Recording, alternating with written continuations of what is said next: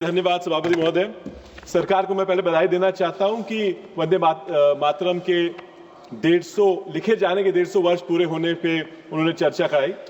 इसी साल जनवरी में 75 साल पूरे हुए हैं ये राष्ट्रगीत बनके, वो उसको भी सेलिब्रेट करना चाहिए था।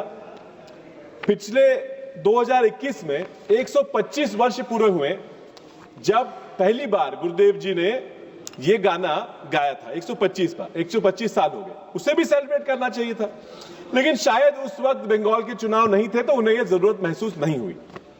स्वातंत्रता संग्राम में लोगों को एकजुट करने के लिए संगीत और कविता ने बहुत अहम भूमिका निभाई है। बंगाल में जैसे वंदे मातरम से पंजाब में रंग दे बसंती, वैसे ही हमारे महाराष्ट्र में भी साने गुरुजी का बल सागर भारत हो विश्वास शोभुनी राहो।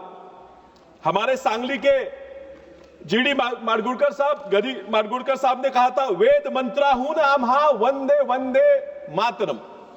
उसका जिक्र अरविंद सावंत जी ने किया था तो मैं उस पर और नहीं बोलूंगा कि हमारे ही सांगली के शंकर और शाहिर शंकर और निकम जी ने क्रांति सिंह नाना पाटिल की जो पत्री सरकार बनी थी, पैरेलल गवर्नमेंट बनी थी, उसमें लोगों को इकट्ठा करने के लिए और उनको प्रेरित करने के लिए बहुत गाने लिखे थे और गाए भी थे।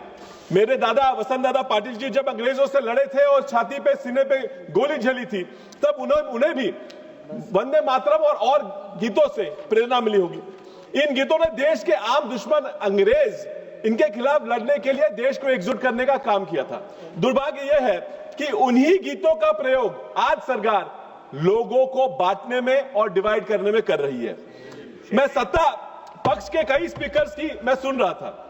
1937 में क्या हुआ, इससे उनकी सुई आगे ही नहीं बढ़ रही थी।